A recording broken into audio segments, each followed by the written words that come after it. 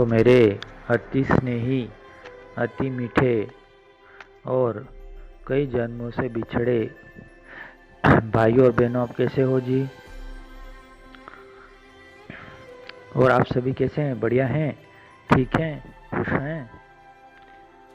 तो आज हम एक विषय पर चर्चा करना चाहते हैं जिसका शीर्षक है सहयोगी और सहयोगी। अभी 2 दिनों से ये मुरली के वरदान में भी आ रहा है ना। तो इन दोनों को समझने का प्रयास करें ना। पहला हम समझते हैं सहयोगी, है ना। जनरल चर्चा करें सहयोगी की तो माने किसी का सहयोग करना, है ना। तो इसको गहराई से समझने के लिए हम एक उदाहरण से समझने का प्रयास करें। अभी 2-3 दिन की पहले की बात है, मैं अपने घर से बाज़ार जा रहा था। तो रास्ते में एक सब्जी वाला जो हमेशा सब्जी लगाता रहता है, ठेला वाला, तो मैंने देखा कि उसके कोने में कैरेट पड़ा है, उसमें कुछ शायद से सड़े टमाटर थे और कुछ हरी मिर्चियाँ जो आधी पकी हुई थी, है ना, शायद से कुछ सड़ने की कगार पे भी थी, है ना।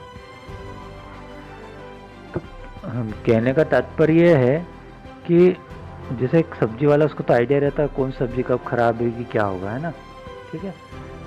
तो कहना मैं ये चाहता हूँ कि जब उस चीज़ का आइडिया है तो वो उन व्यक्तियों का सहयोग कर सकता है कि जो बेचारे बिल्कुल गरीब हैं, है ना, जो माने कुछ बहुत ही उनकी स्थिति ख़राब है, तो वो चीज़ देखे माने कि वो उनको माने सहयोग कर सकता है।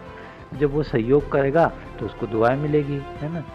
जब दुआएं मिलती है तो क्या होता है कि हमारी आत्मा में बल आता है, और आत्मा में बल आने से हम सहयोगी हो जाते हैं। सहयोगी माने परमात्मा की सरल याद। तो एक मैंने आपको उदाहरण दिया था, है ना, माने सहयोग और सहयोगी का ना। सहयोगी माने सरल याद। इसको अब हम ज्ञान मार्ग में भी थोड़ा समझने का प्रयास करें, है ना। जैसे क्या होता है कि हम बहुत सारी आत्माएं सेंटर जाती है ना। तो देखिए क्या होता है कि मुरली में बाबा ने कई चक्कर बोला है कि आपस में हमको ज्ञान चर्चा करना है ना। ठीक है। तो जैसे आप सेंटर गए, आपको किसी भाई से परिचय हो गया, है ना, तो मैंने आप उनसे कह सकते हैं कि भैया हम आपस में ज्ञान चर्चा करें, है ना। तो क्या होगा कि जब आपस में आप किसी से ज्ञान चर्चा करेंगे, है ना, तो क्या होगा कि जैसे क्या पता है कि आप उसकी ज्ञान की लेन देन करेंगे, आप उसको ज्ञान की कुछ चीज़ें बताएंगे, वो बताएगा। तो इस प्रकार हम ज्ञान की लेन देन कर सकते हैं ना। तो ज्ञान की लेन देन करने से क्या होगा कि दोनों को आप आपस में एक दूसरे से दुआएं मिलेगी, है ना। अगर इसमें ऐसा हो सकता है किसी का ज्ञान कमज़ोर है तो सामने वाला उसको ज्ञान दे देगा, है ना। और जो सामने वाली आत्मा है वो अगर उसको पता हो कि सामने वाला इस चीज़ में कमज़ोर है आर्थिक रूप से कि किसी स्थिति में, वो मदद कर सकता है ना। ऐसा भी हो सकता है। तो ये आपस में माने कि ज्ञान की लेन देन, और जिस चीज़ की कमी अगर ट्रांसफ़र करें तो उससे एक दूसरे को माने कि दुआएं मिलेगी, है ना। समझ रहे मेरे कहने का मतलब हम। तो जब हम एक दूसरे की माने दुआ देंगे, ज्ञान सहयोग करेंगे, इस तो चीज़ों सहयोग करेंगे, है ना, तब हमको क्या होगा, उससे ताकत मिलेगी, दुआएं मिलेगी, और हम सहयोगी हो जाएंगे, है ना। आपने देखा होगा ना कि अधिकतर बीके भाइयों और बहनों की एक थोड़ी सी प्रॉब्लम रहती है कि हमारा योग नहीं लगता है।